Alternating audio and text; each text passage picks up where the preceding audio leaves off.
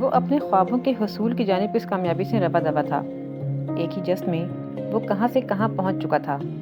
دنیا کے بڑے بڑے ممالک کے سینئر بینکرز، سفارتکار، بہت سے ملٹی نیشنل کمپنیز کے سینئر عہدیدار، بڑے بڑے بزنس مین اور اونچی پوسٹوں والے امریکی سرکاری ملازمین، وہ آفاق جمال کے توسط سے ان کے ذریعے سے ان لوگوں سے مل رہا تھا جن سے ملنا کبھی اس کے خواب و خیال میں بھی نہ تھا۔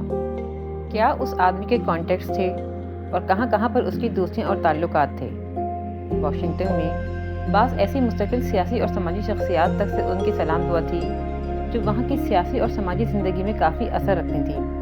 وہ اپنی زندگی کا ایک بھی پل ضائع کیے بغیر ان تمام چیزوں کو اپنے حق میں استعمال کر رہا تھا۔ وہ مصروف تھا، بے انتہا مصروف۔ آفاق جمال کے ذریعے حاصل ہونے والے تعلقات کو اپنے حق میں استعمال کرنے میں اس کے پاس فرصت کا ایک لمحہ بھی نہیں تھا۔ زندگی میں پیچھے وہ کیا کیا کچھ چھوڑ کر آیا تھا، وہ اس بات سے بالکل بے خبر تھا۔ زندگی میں پیچھے مڑ کر وہ لوگ دیکھتے ہیں جنہیں آگے بڑھنے کی جستجو اور جنون نہیں ہوتا۔ اسے پیچھے نہیں، آگے دیکھنا ہے، بہت آگے، اتنا آگے جہاں تک خود اس کے اپنے خوابوں کی بھی رسائی نہ ہو۔ آسمان تک اونچا اڑنے کے، بلندیوں کی انتہاؤں تک پہنچنے کے گولز اور ٹارگیٹس اس نے خود اپنے لیے کب سیٹ کیے تھے؟ 10 سال کی عمر میں۔ ایک 10 سال کا بچہ اور ایسی جنونی سوچ۔ ہاں، اس نے اس ذلت سے بھری رات میں ایسا ہی سب کچھ سوچا تھا۔ وہ ایک مڈل کلاس فیملی سے تعلق رکھتا تھا اور اس کے والدین کا اس کے بچپن میں انتقال ہو گیا تھا۔ وہ اپنے سب جاننے والوں کو یہی بتایا کرتا تھا، جو ذرا قریبی واقف کار اور دوست تھے انہیں ذرا سی تفصیل کے ساتھ، یہ کہ اس کے والد ایک معمولی ملازم تھے اور اس نے اپنا بچپن بڑی غربت اور تندرستی میں گزارا ہے۔ ماہر تک کو اس نے اپنی فیملی اور اپنے بچپن کے بارے میں سب کچھ سچ نہیں بتایا تھا۔ سچ یہ تھا کہ اس کا باپ کپڑے کی ایک مل میں چپراسی تھا۔ جس گھر میں وہ پیدا ہوا وہ ٹوٹا پھوٹا ایک کمرے کا مکان گھر کہلائے جانے کے ہرگز لائق نہیں تھا۔ شکستہ حال اور خستہ ایک کمرے کا مکان جو ہر موسم میں اذیت دیتا تھا۔ بارشوں میں اس کی بوسیدہ چھت ایسے ٹپکتی کہ کمرے میں سوکھی کوئی چیز باقی نہیں رہ پاتی۔ ان کے بستر تک پورے کے پورے پانی سے بھیگ جاتے۔ اس نے اپنی ماں کو اپنی پیدائش کے وقت سے ہی بیمار دیکھا تھا۔ اس کے باپ کو اپنی بیوی سے ہر سال بچے پیدا کروانے کا شوق جو تھا۔ جن زندگیوں کو وہ دنیا میں لے آیا تھا انہیں ڈھنگ کی رہائش، روٹی اور لباس کچھ بھی نہیں دے سکتا تھا، مگر اپنے کنبے میں اضافے سے وہ پھر بھی باز نہ آتا تھا۔ جواد رضا اس سے 16 سال بڑا تھا اور اس کے اور جواد رضا کے بیچ میں ہر سال اس کے زندہ اور مردہ بھائی بہن پیدا ہوتے رہتے تھے۔ سرکاری اسکول میں اس کا داخلہ بھی اس کا 16 سال بڑا بھائی جواد رضا کروا کر آیا تھا۔ جواد کو پڑھنے کا شوق تھا، مگر وہ 5ویں جماعت تک ہی پڑھ کر گھر کے حالات کو دیکھتے ہوئے اپنی تعلیم کو خیر آباد کہہ کر باپ والی مل میں ملازمت اختیار کر گیا تھا۔ ماں باپ کی بنسبت جواد ہومیر کا زیادہ خیال رکھ لیا کرتا تھا۔ ہومیر کو اپنے اس گھر سے، اس ماحول سے، اس زندگی سے، ہر چیز سے نفرت محسوس ہوتی تھی۔ وہ اپنا پھٹا پرانا بستہ لٹکا کر پیمن لگا یونیفارم پہنے اپنے گھٹیا سے سرکاری اسکول جا رہا ہوتا تو راستے میں پڑھنے والے اس بڑے سے انگلش میڈیم اسکول کو حسرت سے دیکھتا۔ صبح کے وقت وہاں ایک سے بڑھ کر ایک قیمتی گاڑیاں آ کر رک رہی ہوتی اور ان میں سے صاف ستھرا یونیفارم پہنے خوش و خرم بچے اتر کر اسکول کے گیٹ میں داخل ہو رہے ہوتے۔ یہ فرق کیوں تھا اس کی سمجھ میں نہ آتا۔ وہ بچے ڈرائیورز کے ساتھ یا اپنے باپوں کے ساتھ قیمتی گاڑی میں بیٹھ کر اس بڑے سے شاندار اسکول میں آتے اور وہ بھوکے پیٹ پھٹا پرانا یونیفارم پہنے پیدل اس سرکاری اسکول میں جاتا جہاں کی ہر چیز سے غربت برستی تھی، جہاں کی ہر چیز اسے زہر لگتی تھی۔ اپنے گھر سے، اپنے اسکول سے، اپنی اس غربت بری زندگی سے اسے نفرت تھی، مگر یہ نفرت اس رات سے پہلے تک اتنی شدید نہیں تھی۔ اس میں ایسا جنون اور ایسا باغیانہ پن نہیں تھا۔ اوائل جنوری کی وہ رات بہت سرد تھی، بارش بھی بہت زوردار اور گرج چمک کے ساتھ ہو رہی تھی۔ اس کی ماں بہت سخت بیمار تھی، وہ ایک اور بچے کو جنم دینے والی تھی۔ اس کی حالت اتنی خراب ہو گئی تھی کہ اسے ہسپتال میں داخل کرائے بغیر کوئی چارہ نہیں تھا۔ اس کا باپ سرکاری ہسپتال میں بڑی مشکلوں سے اسے داخل کروا پایا تھا۔ ہسپتال والوں نے 1000 منتوں کے بعد اسے داخل کر لیا تو اب اس کے باپ کے پاس بیوی کے علاج کے لیے بالکل بھی پیسے نہیں تھے۔ اس کی ماں مرنے کو پڑی تھی اور اس کا فوری طور پر آپریشن کیا جانا بہت ضروری تھا اور اس کے باپ کے پاس کوئی پیسہ نہیں تھا۔ ہومیر کو اس کا باپ اپنے ساتھ لے کر اپنے مالکوں کے گھر پر پیسے مانگنے جا رہا تھا۔ گھروں پر قیمتی نائٹ ڈریس اور گاؤن میں ملبوس मुंह में सगार दबाए साहिबों ने आकर बात करना पसंद भी किया तो सिर्फ उसके बाप को जलील और धुतकारने के लिए। मैं कहाँ से दूं पैसे, मेरे पास कोई खजाने हैं, तुम्हारी तो रोज़ की यही कहानी है। साहब मैं जल्दी लौटा दूंगा, मेरी बीवी मर जाएगी, मेरे बच्चे बेआसरा हो जाएंगे, साहब रहम करें। उसने साहब से अपने पास खड़े 10 साल के बेटे की तरफ इशारा करके रहम की भीख मांगी। इतने बच्चे पैदा क्यों करवाते हो, जेब में टका नहीं और बच्चे पैदा करवाने का शौक है। साहब ने उसके बाप को हिकारत से धुतकार दिया था। अपनी कमसीनी के बावजूद उसे ये समझ में आ रहा था कि उसके बाप ने उसे अपने साथ क्यों रखा हुआ है। बारिश और सख्त तरीन सर्दी में किसी भी तरह के गर्म कपड़ों के बगैर एक 10 साल का मासूम सा बच्चा जिसे इस हाल में देखकर लोगों के दिल पसीज जाएंगे, उनके दिलों में हमदर्दी और रहम के जज्बात जाग जाएंगे। फिर उसका बाप हर तरफ से मायूस होकर अपने सबसे बड़े साहब के महल जैसे बंगले पर आ गया। क्या पता कि साहब का दिल भी इस महल जितना ही बड़ा हो। वो वहाँ पहुँचे तो चौकीदार ने उनसे साहब सो चुके हैं कह दिया।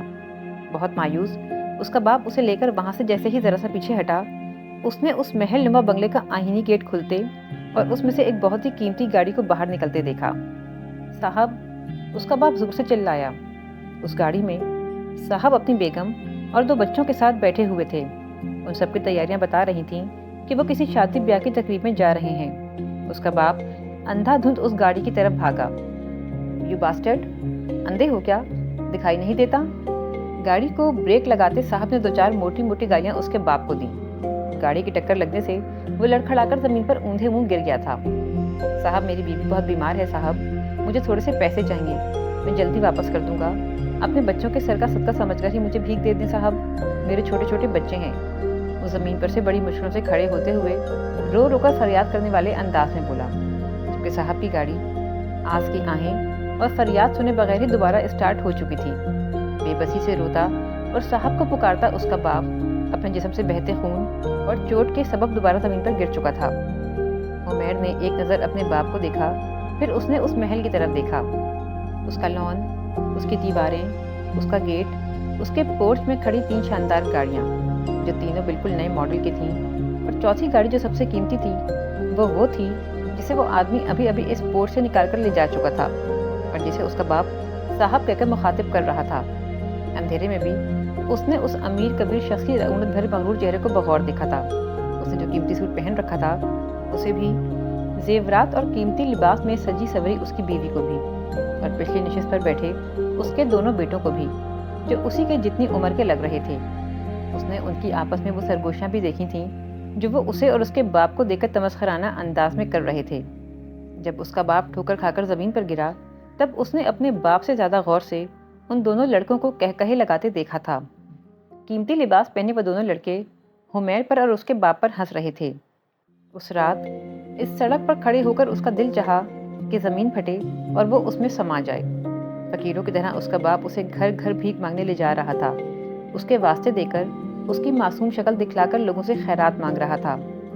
उस पल चोट खाकर ज़मीन पर बेसुध गिरे और रोते हुए अपने बाप से उसे नफरत महसूस हुई, शदीद नफरत, बेइंतहा नफरत। बाप के जिस्म से बहता खून देखकर भी उसे उस पर तरस न आया। अजीब बागियाना और जुनूनी ख्यालात उसके दिल में आ रहे थे। जो आदमी अभी अपनी बीवी और बच्चों के साथ उन्हें धुतकारता यहाँ से गया था, उसका दिल चाहा कि वो उससे उसकी हर चीज़ छीन ले। उसकी गाड़ियाँ, घर, फैक्ट्रियाँ, मिलें, सारी दौलत, वो उससे सब कुछ छीन ले। ज़मीन पर गिरे अपने बाप को उठाने वो आगे नहीं बढ़ा। उसने सहारा देने को अपने बाप के सामने अपना बाजू नहीं बढ़ाया। उसने उसे ज़मीन पर ही पड़ा रहने दिया। वो सोच रहा था, जो गाड़ी में बैठकर अभी अभी यहाँ से गया है तो क्या वो आसमान से उतरा था? नहीं, उसके पास दौलत इसलिए थी क्योंकि उसने उसके हुसूल के लिए कोशिशें की थी, मेहनत की थी। उसने रज़ा इरफान की तरह तकदीर पर शाकिर होकर साहब लोगों के लिए चाय बनाने और फाइलें इधर से उधर ले जाने में अपनी ज़िंदगी नहीं गंवाई थी। अगर वो जलील किया जा रहा था तो खुद अपनी वजह से। उसके पास दौलत होती, रुतबा होता तो लोग उसे इंसानों की तरह ट्रीट करते, जानवरों की तरह नहीं। सुबह के करीब कहीं जाकर उसकी माँ मर पाई थी। सारी रात तड़पते बड़ी मुश्किलों से सुबह सवेरे उसका दम निकला था। पता नहीं उसका बाप और बड़ा भाई उसकी मौत पर रो क्यों रहे थे। कम से कम उसकी आंखों से तो एक आंसू भी नहीं निकला था। वो सब जानते थे वो मर रही है, वो मरने वाली है। अगर उनमें उसके लिए कुछ कर सकने की हिम्मत होती तो वो उसे बचा ना लेते। بے بسی سے روتے بے لگتے اپنے باپ سے اسے ایسی شدید نفرت ہو رہی تھی کہ وہ لفظوں میں اس کا اظہار کر ہی نہیں سکتا تھا۔ اب اس نے سوچ لیا تھا کہ وہ بہت تیز دوڑے گا، اتنا تیز کہ اس کی رفتار تک پہنچنا کسی دوسرے انسان کے بس کی بات نہ رہے۔ وہ رضا عرفان کا بیٹا ضرور تھا، وہ جواد رضا کا بھائی بھی ضرور تھا، مگر وہ ان جیسا نہیں تھا۔ وہ دنیا سے اپنے لیے سب کچھ حاصل کرے گا، چاہے جس طرح بھی۔ پھر رضا عرفان بھی ٹی بی کا شکار ہو کر 2 سال بعد مر گیا۔ اسے اس کے مرنے پر کوئی غم نہیں ہوا تھا۔ ہاں، اپنی ماں کے مرنے کا غم ضرور چند سالوں تک اس کے ساتھ رہا، مگر پھر اس نے خود کو یہ کہہ کر اس غم کو دل سے دور کر دیا کہ جلد یا بدیر اس کمزور اور بیمار عورت نے آخرکار مرنا تو اسی اذیت اور قسم پرستی کے ساتھ تھا ہی۔ بھوک، غربت، بیماری اور ہر سال دائیوں کے ہاتھوں پیدا ہونے والے بچے۔ رضا عرفان جیسے شوہر کی اس مجبور بیوی کا انجام بالآخر یہی ہونا تھا۔ وہ تعلیم حاصل کرتا رہا، وہ اپنی زندگی کو سنوارنے کی جدوجہد کرتا رہا۔ جواد رضا اس سے محبت کرتا تھا، اس کے تعلیمی اخراجات کے لیے وہ اسے پیسے دیا کرتا۔ اس کی بیوی کو دیور کا وجود گھر میں کھٹکتا تھا، مگر جواد رضا اپنے سے 16 سال چھوٹے بھائی کو اپنے بیٹے کی طرح سمجھتا تھا۔ عمیر خود بھی چھوٹی موٹی نوکریاں کر کے اپنے تعلیمی اخراجات پورے کرنے کی کوشش کرتا رہتا، مگر سچ یہ تھا کہ جواد کے دیے پیسوں کے بغیر وہ اکیلا اپنا خرچ خود نہیں اٹھا سکتا تھا۔ جواد اس کی تعلیم سے بہت خوش ہوتا تھا۔ وہ خود نہیں پڑھ سکا تو کم از کم اس کا چھوٹا بھائی تو اعلیٰ تعلیم حاصل کر لے۔ جواد رضا کے معاشی حالات کوئی بہت قابل رشک نہیں تھے، مگر پھر بھی وہ رضا عرفان سے بہتر زندگی گزار رہا تھا۔ اس کے بچے تعلیم بھی حاصل کر رہے تھے اور انہیں تینوں وقت کھانا بھی ملتا تھا، چاہے روکھا سوکھا اور عام سا کھانا ہی صحیح، مگر وہ جواد اور حمیر کی طرح بھوکے پیٹ نہیں سوتے تھے۔ اسے پھر بھی اپنے بھائی پر ترس آتا تھا، رضا عرفان کی طرح کنویں کا مینڈک۔ ایک روز دنیا اسے بھی رونتی آگے بڑھ جائے گی۔ اس دنیا میں صرف اس کی عزت ہے جس کے پاس دولت ہے، حیثیت ہے۔ دولت سے سکھ، چین، آسائش، یہاں تک کہ رشتے ناتے بھی خریدے جا سکتے ہیں، اور دولت نہ ہونے پر گنوائے بھی جا سکتے ہیں۔ اس کی بھابھی کو بھی اس کی ماں کی طرح بچوں کی فوج اکٹھی کرنے کا شوق تھا۔ ہر 2-2.5 سال بعد آنے والے ان نمونوں سے وہ بیزار تھا۔ اسے اس چھوٹے سے دڑبا نما گھر میں ڈھنگ سے پڑھنے کی جگہ تک نہیں ملتی تھی۔ پھر اپنے اس مسئلے کا حل اس نے غلام عباس سے دوستی کر کے نکالا۔ یہ اس کی زندگی کا پہلا موقع تھا جب اس نے کسی کو اپنے فائدے کے لیے استعمال کیا تھا۔ ان میں سے کوئی بھی اس کے معیار کے مطابق نہیں تھا، مگر غلام عباس سے اسے دوستی کرنی پڑی کیونکہ اس میں اس کا اپنا مفاد پوشیدہ تھا۔ غلام عباس کے باپ کی پرانی کتابوں کی دکان تھی، لوگ وہاں سیکنڈ ہینڈ کتابیں خریدنے آتے تھے۔ عمیر کے لیے وہ جگہ یوں تھی جیسے وہ کسی شاندار لائبریری میں مفت پڑھنے کے لیے جاتا ہو، بغیر کسی خرچے کے۔ وہاں اسے بہت سی اچھی اور ایسی کتابوں سے استفادہ حاصل کرنے کا موقع ملتا تھا جنہیں سیکنڈ ہینڈ خریدنا بھی اس کی استطاعت سے باہر تھا۔ وہاں اچھی کتابوں کا مطالعہ کر کے ہی اس نے اپنی انگریزی کو بہتر کیا تھا۔ بہتر کتابوں کے ذریعے وہ اپنے مختلف مضامین کے نوٹس خود بناتا کہ اپنے سرکاری اسکول کے اساتذہ کے دیے نوٹس کبھی اس کے معیار پہ پورے نہیں اترتے تھے۔ اکثر وہ ضد کر کے غلام عباس کو رات کو دکان پر ہی رکنے پر مجبور کر دیتا۔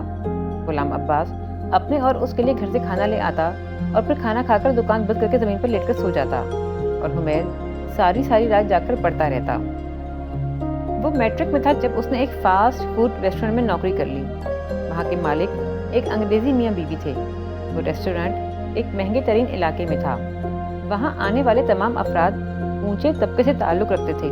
اس نے وہاں بے مقصد نوکری نہیں کی تھی، وہ جانتا تھا وہاں کس کلاس کے افراد آتے ہیں۔ اس کا مشاہدہ غیر معمولی طور پر تیز تھا، اور وہ وہاں آنے والے ہر شاندار مرد کے اٹھنے بیٹھنے اور کھانے پینے کے انداز کو پوری طرح اپنی نظروں میں رکھتا تھا۔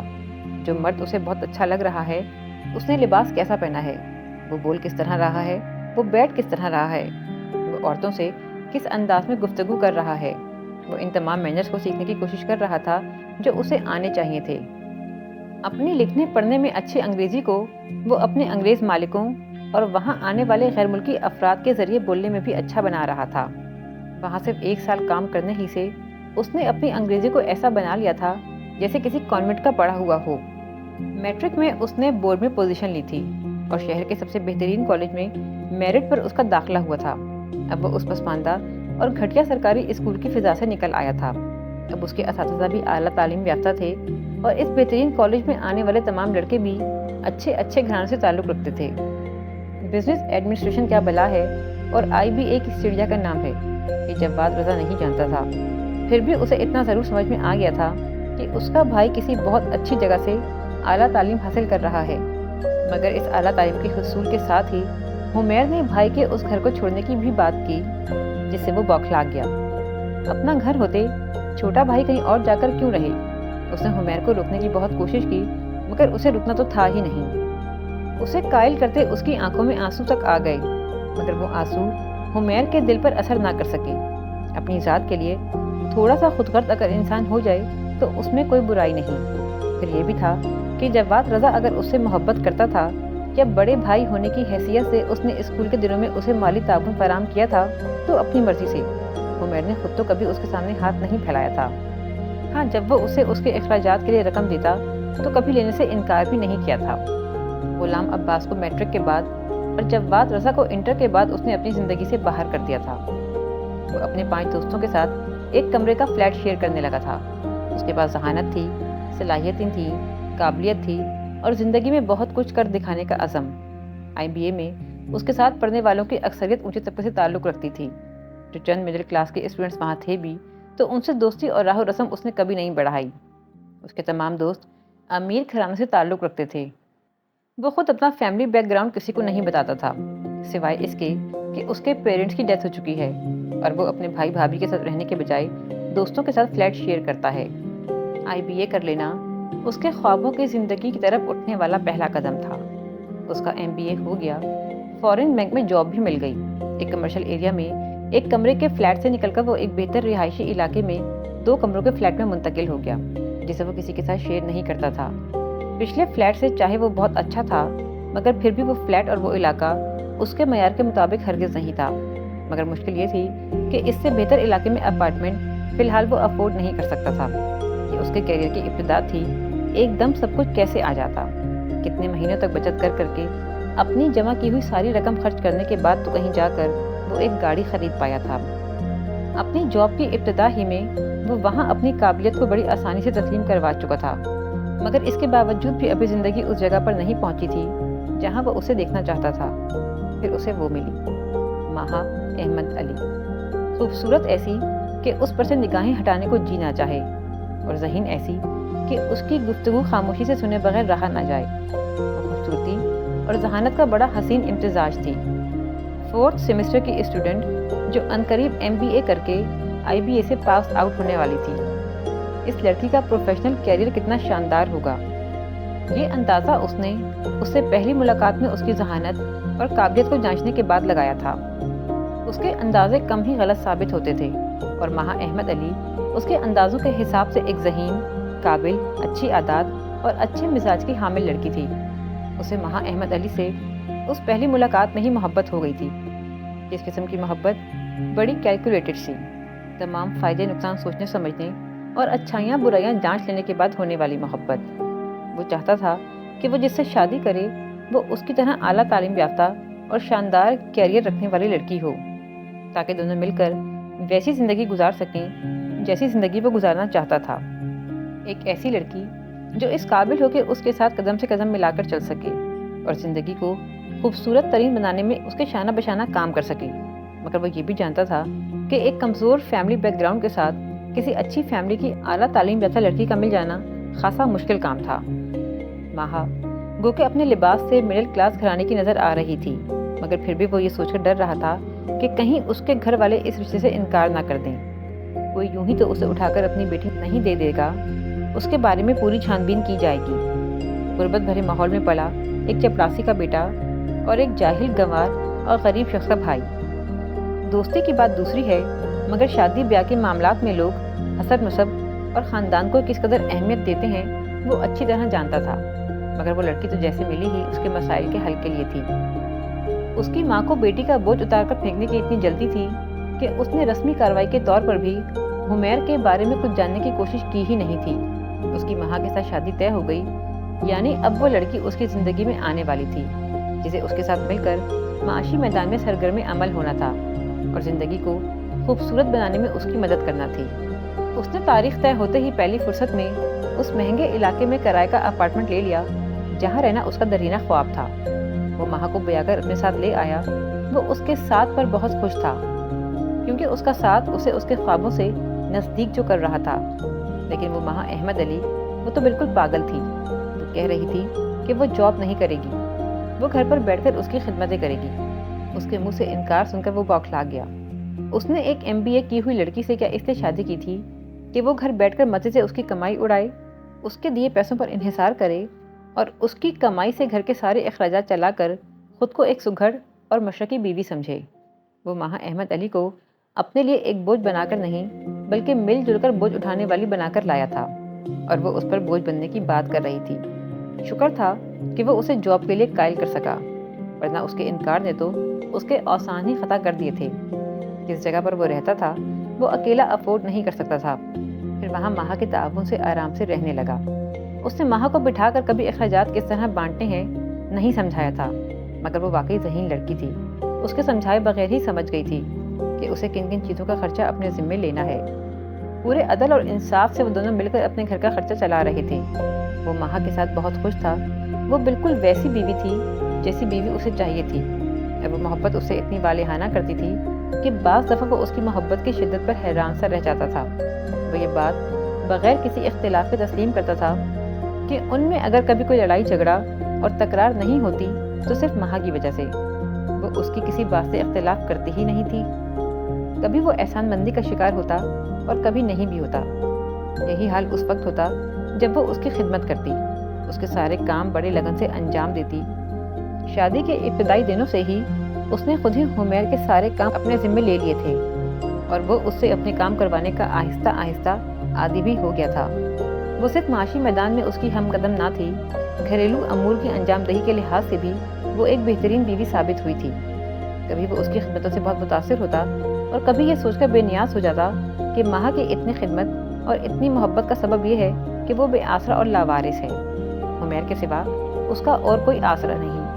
ایک کمینی سی سوچ اس کے اندر ابھرتی جو اسے ماہا کا ممنون اور اس سے متاثر ہونے سے روک دیتی۔ یہ خدمتیں اور یہ محبتیں نظریہ ضرورت کے تحت ہیں۔ عدم تحفظ کا شکار، لاوارث اور تنہا لڑکی اگر اس سے محبت نہیں جتائے گی تو آخر جائے گی کہاں؟ جو ایک رشتہ اسے حمیر کی صورت ملا ہے تحفظ فراہم کرنے کو، ظاہر ہے اسے وہ کسی بھی قیمت پر کھونا نہیں چاہے گی۔ کبھی اگر اسے معمولی بخار یا نزلہ کھانسی وغیرہ ہی ہو جاتا تو وہ اس کی تیمارداری اور خدمت پہ دن رات ایک کر دیتی۔ اسے ہر پل اس کی صحت کی فکر رہتی۔ اسے لگتا کہ کام کی دھن میں وہ اپنی صحت سے غفلت برتتا ہے۔ یہ احساس دل میں رکھنے کے باوجود کہ وہ اس سے اتنی محبت اس لیے جتاتی ہے کہ اس کے سوا اس کا دنیا میں کوئی اور نہیں، اسے پھر بھی اس کی محبت اور والہانہ پن اچھا لگتا تھا۔ حمیر رضا کے فیصلے کبھی غلط ثابت نہیں ہوتے تھے۔ لوگوں کے متعلق اس کی ابتدائی رائے ہمیشہ 100% درست ثابت ہوتی تھی، اور ماہا اس کا بہترین انتخاب تھی۔ وہ اس کے 1 یا 2 بچوں کی ماں بھی بن جاتی، اور آئندہ 15 یا 20 سالوں بعد وہ دونوں مل کر اپنا وہ خوابوں کا گھر بھی بنا لیتے جس کے ان دونوں نے مل کر ہی خواب دیکھے تھے۔ مگر ان تمام ممکنات کی راہ میں سدرا آفاق آ گئی۔ وہ حمیر سے پہلی ملاقات کے ابتدائی گھنٹوں میں ہی اس کی محبت میں مبتلا ہو گئی تھی، اور حمیر اس کے باپ کے اسٹیٹس اور اثر و رسوخ کی محبت میں۔ ہر گزرتے دن کے ساتھ وہ اس کے قریب آتی جا رہی تھی، اور وہ اسے خود سے دور کرنے کے بجائے مزید قریب آنے کا موقع دے رہا تھا۔ اس دوستی اور اس تعلق کی پہل اگر سدرا کی جانب سے ہوئی تھی تو اس میں مزید بے تکلفی اور قوت پیدا کرنے میں اس کی کوششوں کا بھی پورا عمل دخل تھا۔ وہ ایسا کیوں کر رہا ہے؟ اس کے اپنے اندر جنگ سی چھڑ جاتی۔ وہ اس لڑکی کو خود سے دور کیوں نہیں کر دیتا؟ اسے صاف صاف یہ کیوں نہیں بتا دیتا کہ وہ ایک خوشگوار ازدواجی زندگی گزار رہا ہے؟ خوشگوار زندگی؟ کہاں ہے زندگی خوشگوار؟ یہ خوشگوار زندگی ہے کہ وہ ایک 2 کمروں کے اپارٹمنٹ میں کرائے پر رہتا ہے۔ اپنی من پسند گاڑی خریدنا ہنوز اس کی استطاعت سے باہر ہے۔ یا یہ خوشگوار زندگی ہے کہ جس گھر کا اس نے 10 سال کی عمر میں خواب دیکھا تھا وہ اسے آئندہ 20 سالوں بعد ڈھلتی عمر میں نصیب ہوگا۔ اس کی تنخواہ جو ماہا سمیت بہت سے لوگوں کو قابل رشک لگتی تھی، اس کی اپنی نگاہوں میں تو کبھی سرے سے جچی ہی نہیں تھی، بس ایک مجبوری کا سودا ہے۔ حمیر رضا، جسے اللہ نے ایسا ذہن اور ایسی قابلیت دی ہے کہ وہ ایک دن میں لاکھوں بلکہ کروڑوں روپے کما سکتا ہے، لیکن پورے 1 ماہ دن رات محنت کر کے بھی لاکھ روپیہ نہیں کما پاتا، اور وہ ایک لڑکی سدرا آفاق اگر اس کی زندگی میں شامل ہو جائے تو وہ کہاں سے کہاں جا پہنچے گا۔ سدرا کی پیش قدمیوں کا اگر وہ والہانہ انداز میں پرتپاک خیر مقدم کر رہا تھا تو گھر میں ماہا کی محبتیں اور خدمتیں اسے الجھا رہی تھیں۔ ان دنوں اس کی خدمتوں پر خوش ہونے اور فخر محسوس کرنے کے بجائے وہ الجھنے لگا تھا۔ پھر یہ الجھن اس کے رویوں سے بھی جھلکنے لگی۔ وہ اسے کیا کہہ کر چھوڑے؟ وہ اس کے ساتھ اتنی اچھی ہے کہ وہ اس سے لڑ کر یا اسے اس کی کوئی برائی بتا کر بھی نہیں چھوڑ سکتا، لیکن وہ مہا کی ان اچھائیوں کو کیا کرے کہ یہ اچھائیاں اسے وہ زندگی نہیں دے سکتی تھیں جیسی زندگی وہ جینا چاہتا تھا۔ سدرا سے شادی کر لی تو مہا کا کیا ہوگا؟ وہ تو بالکل اکیلی ہو جائے گی۔ میرے سوا تو اس کا کوئی بھی نہیں ہے، تو کیا وہ صرف اس لیے اپنے خوابوں کی زندگی سے منہ پھیر لے کہ اس زندگی کی طرف بڑھنے سے مہا بالکل اکیلی رہ جائے گی؟ یہ موقع ہاتھ سے نکل گیا تو پھر بیٹھے پچھتاتے رہنا۔ مہا اکیلی رہ جائے گی والے اپنے اس احمقانہ خیال کے ساتھ۔ وہ پڑھی لکھی ہے، سنبھال لے گی خود کو۔ اس کے اپنے اندر سوال جواب ہوتے، اس فیصلے کے حق میں اور مخالفت میں دونوں طرح دلائل دیے جاتے۔ وہ ان دنوں ایسی الجھنوں میں گرفتار تھا اور اس کی یہ الجھنیں بلا وجہ اس کا رویہ تلخ کر رہی تھیں۔ وہ خواہ مخواہ کسی بھی چھوٹی سی بات پر جھگڑا شروع کر دیتا، مگر وہ تو اس کی تلخیوں کے جواب میں پہلے سے بھی زیادہ نرم ہو گئی تھی۔ بہت تلاش اور کوشش کے باوجود بھی جب اسے چھوڑنے کی کوئی معقول وجہ اسے نہ ملی تو آخرکار اس نے یہی طے کر لیا کہ اسے بغیر کسی وجہ کے ہی چھوڑ دے گا۔ سدرا آفاق جیسی لڑکی اسے زندگی میں پھر کبھی نہیں ملنی تھی۔ اب وہ زندگی میں پچھتانا نہیں چاہتا تھا، اور مہا اسے اس کے لیے افسوس ہے۔ وہ اسے خوشی سے نہیں چھوڑ رہا۔ وہ مہا کو یہ سب کچھ بتائے گا، بہت اچھی طرح، اچھے لہجے میں، دوستوں کے سے انداز میں، اور وہ اس کا دل دکھنے پر اس سے معذرت بھی کر لے گا۔ مگر اس کے بہت اچھے انداز اور نرم لہجے کے باوجود بھی اس بات پر مہا کا رد عمل پاگل پن اور جنون سے بھرا ہوا تھا۔ وہ اس سے کتنی مشکلوں سے پیچھا چھڑا پایا یہ اس کا دل ہی جانتا تھا۔ سدرا سے شادی کے کافی عرصے بعد اس نے مہا سے طلاق کی بات کرنے کے لیے فون کیا۔ تب تو رونا پیٹنا مچا کر اس نے اسے کام کی بات کرنے ہی نہیں دی تھی۔ مہا احمد علی واقعی خودداری اور عزت نفس ناآشنا تھی۔ وہ اس سے طلاق لینے سے انکار کر رہی تھی۔